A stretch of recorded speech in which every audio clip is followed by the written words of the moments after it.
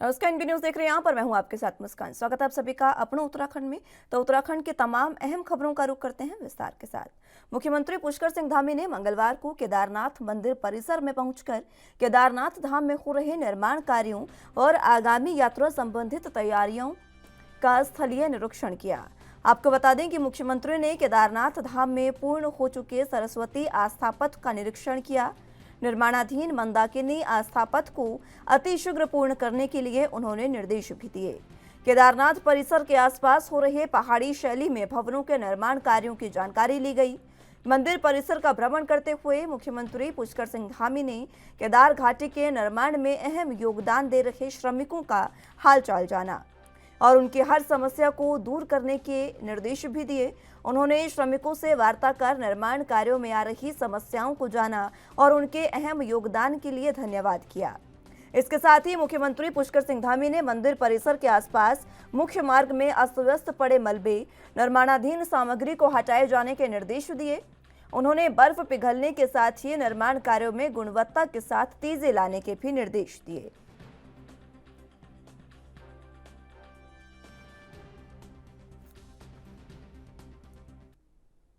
मुख्यमंत्री पुष्कर सिंह धामी ने कालीमठ मंदिर में पूजा अर्चना की और प्रदेश की खुशहाली के लिए कामना की। आपको बता दें कि इस दौरान मुख्यमंत्री ने स्थानीय लोगों से भी मुलाकात की और स्थानीय लोगों का हालचाल जाना। इस मौके पर काफी लोग वहां पर मौजूद भी रहे।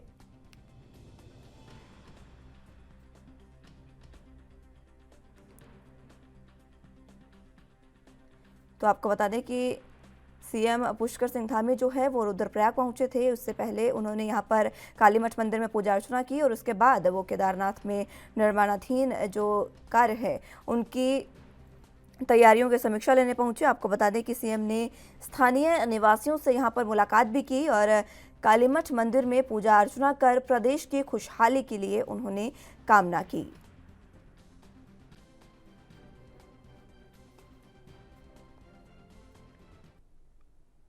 लक्सर रुड़की मार्ग पर एसडीएम लक्सर के वाहन के दुर्घटनाग्रस्त होने की सूचना पर सीएम धामी ने एक्शन लिया। मामले में सीएम पुष्कर सिंह धामी ने मजिस्ट्रेट जांच के निर्देश दिए हैं। मुख्यमंत्री ने जिलाधिकारी हरिद्वार से घटना की जानकारी ली। साथ ही मुख्यमंत्री ने दुर्घटना में वाहन चालक की मृत्यु पर शोक व्यक्त करते हुए दिवंगत आत्मा को शांति प्रदान करने की ईश्वर से प्रार्थना की। उन्होंने एसडीएम लक्सर संगीता कन्नौजिया के शीघ्र स्वास्थ्य लाभ की कामना की।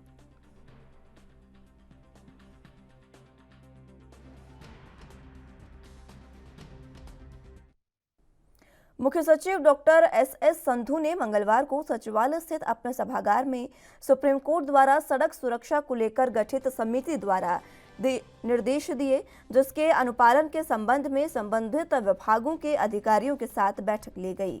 बैठक के दौरान मुख्य सचिव ने अधिकारियों को निर्देशित किया कि सड़क सुरक्षा समिति के सुझावों को शीघ्र से शीघ्र अमल में लाया जाए। मुख्य सचिव ने अधिकारियों को दुर्घटनाओं को रोकने हेतु सभी संबंधित विभागों को ठोस कार्ययोजना तैयार कर आपसी समन्वय स्थापित करने के लिए कार्य करने के निर्देश दिए। उन्होंने सड़क दुर्घटना रोकने के लिए आवश्यक उपाय अपनाने और दुर्घटना होने की स्थिति में परिवहन, पुलिस, पीडब्ल्यूडी और स्वास्थ्य विभाग को रिस्पॉन्स टाइम न्यूनतम करने हेतु लगातार प्रयास किए जाने के भी निर्देश दिए।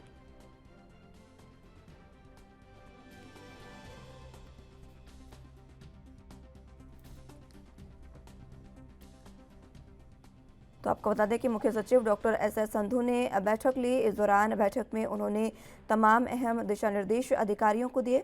आपको बता दें कि जिस तरीके से स्वास्थ्य को लेकर उन्होंने यहाँ पर अधिकारियों को निर्देश दिए और इसी के साथ बैठक में उन्होंने ये तमाम निर्देश दिए और जो भी काम है उसको तुरंत प्रभाव से पूर्ण करने का भी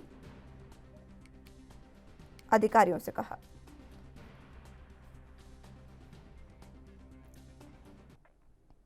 देहरादून नगर निगम में आहूत हुई बोर्ड बैठक में एक मुद्दा ऐसा भी रहा जिस पर पूरे 100 पार्षदों ने अपनी आवाज को बुलंद किया। राजधानी देहरादून में बढ़ रहे लगातार अपराध की घटनाओं को लेकर नगर निगम के पार्षद खासा चिंतित नजर आए। उन्होंने अपने सभी वार्डों में कॉलोनियों में सीसीटीवी कैमरा लगाने की मांग निगम की बोर्ड बैठक में रखी, जिस पर देहरादून मेयर ने भी अपनी सहमति जताई। नगर निगम देहरादून के मेयर सुनील उनियाल कामा ने कहा कि स्मार्ट सिटी प्रोजेक्ट के तहत 500 से अधिक कैमरे अभी राजधानी में लगाए जाने हैं। कुछ कैमरे मुख्य मार्गों पर लगाए भी गए हैं। इसके बाद अगर राजधानी में सीसीटीवी कैमरे लगाए जाने की जरूरत होगी, उसके अनुसार शहर भर के वार्डों में सीसीटीवी कैमरे लगाए जाएंगे।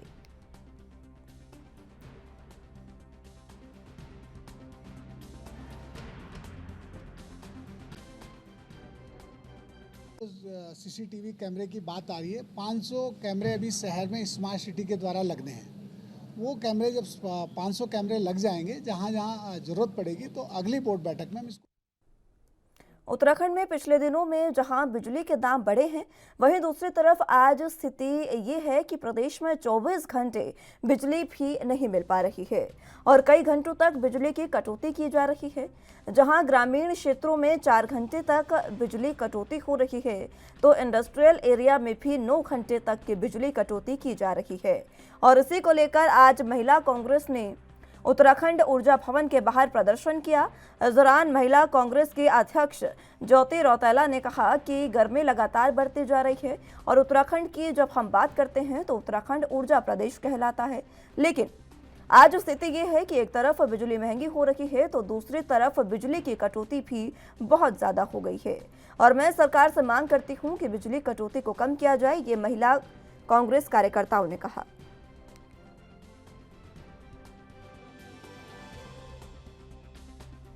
लोगों को सबको ही पता होगा कि अभी जैसे ही सीजन गर्मी का आया, मौसम बदला, इन लोगों ने बिजली की कटौती बढ़ा दी है और इन्होंने दाम भी बढ़ा दिए। हम लोगों की इनसे मांग है कि हमारा जो प्रदेश है वो ऊर्जा प्रदेश है और हमारे प्रदेश में आप हमारे लोगों को विद्युत की आपूर्ति पूरी नहीं करा पा रहे हो, ये कैसा न्याय है। हम लोगों की मांग है यूपीसीएल के चेयरमैन से और हमारे मुख्यमंत्री जी से कि गर्मी का टाइम है, बीमारियां बढ़ रही हैं, बच्चों के बोर्ड के एग्जाम हैं और इसी टाइम आप लोगों ने लोगों को तरस किया हुआ, इनका शोषण बंद करें, लोगों को परेशान करना बंद करें और विद्युत की जो आपूर्ति है आम जन के लिए उसको। देहरादून में बीजेपी युवा मोर्चा के प्रदेश अध्यक्ष कुंदन लठवाल और बीजेपी युवा मोर्चा की राष्ट्रीय उपाध्यक्ष नेहा जोशी ने संयुक्त रूप से प्रेस कॉन्फ्रेंस की। आपको बता दें कि बीजेपी युवा मोर्चा के राष्ट्रीय अध्यक्ष तेजस्वी सूर्या की अगुवाई में उत्तराखंड में भारत दर्शन और सुशासन यात्रा होगी। यात्रा में 18 प्रदेशों के युवा मोर्चा के प्रदेश अध्यक्ष और अन्य पदाधिकारी मौजूद रहेंगे। 28 अप्रैल से 1 मई तक भारत दर्शन सुशासन यात्रा चलेगी।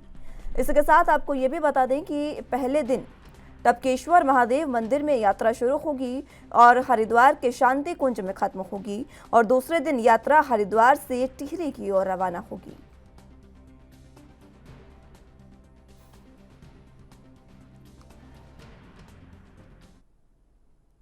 कांग्रेस पार्षद बीना बिष्ट के शहीद राजेश रावत पर अभद्र टिप्पणी करने के मामले में अब लगातार बढ़ोतरी होती जा रही है और ये मामला लगातार तूल पकड़ता जा रहा है। आपको बता दें कि कांग्रेस पार्षद ने शहीद राजेश रावत पर पत्थरबाज जैसी टिप्पणी की, जिसके विरोध में अब प्रदेश बीजेपी ने मोर्चा संभाला है।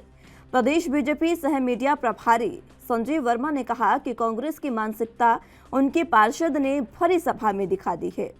कांग्रेस पार्षद का एक शहीद को लेकर दिया गया ये बयान कतई बर्दाश्त तो नहीं किया जाएगा। बीजेपी इसका पुरजोर विरोध करती है। उत्तराखंड के शहीदों का अपमान भारतीय जनता पार्टी बिल्कुल बर्दाश्त नहीं करेगी।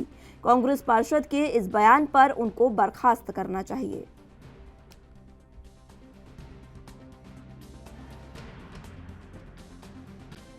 विरोध कर रही है। देखिए, कांग्रेस पार्टी शुरू से ही उत्तराखंड की विरोधी रही है। वे कभी भी नहीं चाहते थे कि उत्तराखंड का निर्माण हो। जिस प्रकार से उनके बड़े नेता जो अब दिवंगत हो गए हैं, उन्होंने कहा था कि उत्तराखंड मेरी लाश पर बनेगा और लगातार जब जब भी उत्तराखंड की बात आई, कांग्रेस पार्टी ने हमेशा उत्तराखंड बनाने का विरोध किया। और हद तो तब हो गई जब कल नगर निगम की बोर्ड बैठक के दौरान कांग्रेस के पार्षद ने अपनी पार्टी का इस स्याह चेहरे को उजागर करने का एक, मैं सोचता हूँ, एक विभत्स और एक घृणित काम किया, जब उन्होंने उत्तराखंड के शहीद स्वर्गीय राजेश रावत जी को पत्थरबाज, गुंडा और आतंकवादी कहकर संबोधित किया। मैं सोचता हूँ इससे बड़ा कोई दुर्भाग्य उत्तराखंड के लिए नहीं हो सकता। और कांग्रेस पार्टी का जो स्याह चेहरा है वह सामने सबके कोटद्वार विधानसभा क्षेत्र का रोडमैप तैयार करने और विकास कार्यों की समीक्षा के लिए उत्तराखंड विधानसभा अध्यक्ष ऋतु खंडूरी भूषण ने शासन स्तर पर और विभाग के उच्च अधिकारियों से संबंधित विभाग के आधार पर बैठक ली। यहां विधानसभा अध्यक्ष ने अधिकारियों से संबंधित विभागों के आधार पर कई महत्वपूर्ण सवाल भी किए, तो वहीं जरूरी दिशा निर्देश भी अधिकारियों को दिए गए। बैठक में विधानसभा अध्यक्ष का अफसरों के साथ सख्त अंदाज देखने को मिला। कोटद्वार से विधायक और विधानसभा अध्यक्ष बनने के बाद ऋतु खंडूरी अपने क्षेत्र के विकास के लिए एक्शन मोड में नजर आ रही है, जिसके चलते वो लगातार अलग अलग विभाग के अधिकारियों के साथ क्षेत्र के विकास कार्यों को लेकर समीक्षा कर जरूरी सुझाव और दिशा निर्देश दे रही हैं। इसी कड़ी में विधानसभा भवन देहरादून में समीक्षा बैठक की गई और इस मौके पर विधानसभा अध्यक्ष ने कोटद्वार विधानसभा क्षेत्र में पूर्ण हो चुके विकास कार्य, संचालित योजनाओं और भविष्य में होने वाले विकास कार्यों को लेकर अधिकारियों के साथ विस्तार से चर्चा की। उन्होंने निर्देश दिए कि सभी विभाग आपसी सामंजस्य से कार्य करें और क्षेत्र की समस्याओं का निस्तारण शीघ्र से शीघ्र किया जाए। ऊर्जा, पेयजल और शहरी विकास से बात हुई। शहरी विकास से मैंने स्पेशली मेंशन किया है कि हमें अपने ट्रेंचिंग ग्राउंड के लिए, एसटीपी के लिए जल्द से जल्द कार्रवाई शुरू करनी चाहिए। जहाँ तक पेयजल का है, जो कोटद्वार के लिए कोई प्रपोजल बना था पेयजल योजना का, या तो उसके तहत या जल जीवन मिशन जो अमृत 2.0 के नाम से आया है नगर के लिए, उसमें हमें कोटद्वार को किस तरह से जल्द लाभान्वित कर सकते हैं, इस पर बहुत अच्छी आज चर्चा हुई है और मुझे विश्वास है कि जल्द उस पर कार्रवाई भी होगी। कुछ हमारे कुछ हमारे नलकूप की जो मुख्यमंत्री जी की घोषणा में है उसको हम करवाने की कोशिश में है। जो पाइप सड़ गल गए हैं, करीबन 50 किलोमीटर ऐसा पाइप है, उस पर भी हमने सचिव को मैंने निर्देश दिए कि जल्द से जल्द उसमें भी हमारी कार्रवाई हो और उसके लिए हमें फंड्स जल्द से जल्द रिलीज़ किए जाए। जो ऊर्जा विभाग है उस पर भी आज डिस्कशन हुआ है और कोशिश ये की गई है कि कम से कम रोस्टरिंग हो। लाइट जाने का जो मुझे बताया गया 1-1.5 घंटा ही अब शायद लाइट जाएगी। कुछ लाइट के बिजली की स्थिति सुधरी है। साथ ही साथ हमने बात की है पोल की, इंसुलेटेड वायर्स की, हाई टेंशन वायर्स को हटाने की। उरेड़ा भी क्योंकि उसमें था तो हमने सोलर किस तरह से सोलर जो एनर्जी है, जो एक बिजनेस प्लान डेवलप कर रही है सरकार, उसमें हम अपने नौजवानों को। एम्स ऋषिकेश का विवादों से नाता लगातार गहरा होता जा रहा है। इस बार मामला आउटसोर्स कंपनी के माध्यम से रखे गए 26 नर्सिंग ऑफिसर्स को नौकरी से निकाले जाने का है। आपको बता दें कि आगामी 5 मई को 26 नर्सिंग ऑफिसर्स को नौकरी से निकाले जाने के नोटिस आउटसोर्स कंपनी ने एम्स के कहने पर जारी किए थे, जिस कारण नर्सिंग ऑफिसर भड़क गए। उन्होंने नौकरी से निकाले जाने पर धरना प्रदर्शन कर उग्र आंदोलन करने की चेतावनी भी दी। इस संबंध में नर्सिंग ऑफिसर ने एम्स के प्रशासनिक अधिकारियों से बातचीत कर नौकरी बहाल रखने की मांग भी की है। हंगामे के आसार को देखते हुए एम्स में वार्ता के दौरान पुलिस भी बुलाई गई, जिसे देखकर एम्स के नर्सिंग ऑफिसर आग बबूला होते हुए दिखाई दिए।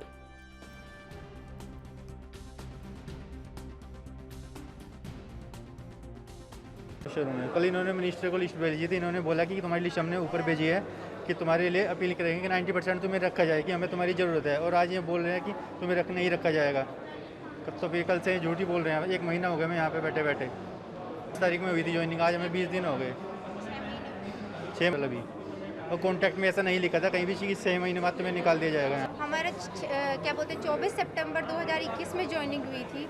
मैं मेट ओटी की स्टाफ हूँ, नर्सिंग ऑफिसर। सर हमारा यही है मेन मुद्दा कि नर्सिंग जो हेल्थ मिनिस्ट्री ऑफिस से नोटिस आया है, क्या वो 24 बंदों का ही आया है? दिक्कत सर ये हो रही है ना कि हम लोग ड्यूटी कर करके, रात की ड्यूटी करके पूरा दिन इनके पॉजिटिव चीज़ के लिए बैठे हुए हैं कि ये पॉजिटिव थॉट कुछ तो दे हमें, लेकिन वो ये श्योरिटी दे देते हैं, फिर नेगलेक्ट कर देते हैं उस चीज़ को कि हम प्रोसेसिंग में कर रहे हैं। कब तक हम बैठे रहेंगे? ऐसे मेंटली टॉर्चर हो रहे हैं। क्या हम लोग संस्था में काम नहीं कर रहे हैं? एक 24 बंदे ही टारगेट क्यों किए जा रहे हैं? कोई तो रीज़न होना चाहिए ना उस चीज़ का। कोई रीजन नहीं दिया उसने। सर कोई रीज़न नहीं दिया। हमने 8 तारीख को जब हमारा निकला था ये लिस्ट 8 अप्रैल को, तो हमने ये चीज़ हमने रिटर्न में दे दिया था कि हमें इस चीज़ का जवाब चाहिए सर। तो इनके पास उस चीज़ का कोई जवाब नहीं है। सैटरडे में हमें बोला गया कि जवाब आपको मंडे में दिया जाएगा रिटर्न में, वो भी नहीं दिया गया। कल हम 8 बजे से 6 बजे तक यहाँ पे बैठे रहे कंटिन्यू। कल भी मीडिया आई थी शाम को, सर लोग चले गए थे, तब भी उन्होंने यही बोला कि कर रहे हैं हम। इसमें क्या है कि करीब 26 जो हैं नर्सिंग ऑफिसर्स, इनका टेन्योर ख़त्म हो रहा है 5 मई को। ये हमारे यहाँ थ्रू थर्ड पार्टी आउटसोर्सिंग पर एम्प्लॉयड हैं, और चूँकि मिनिस्ट्री का भी इंस्ट्रक्शन है और एक नॉर्सेट जो ऑल इंडिया एग्ज़ाम होता है नर्सिंग का, उसके तहत नई करीब 200 के करीब लोग ज्वाइन कर रहे हैं। तो एक वैकेंसी के अगेंस्ट में हम एक ही आदमी को रख सकते हैं।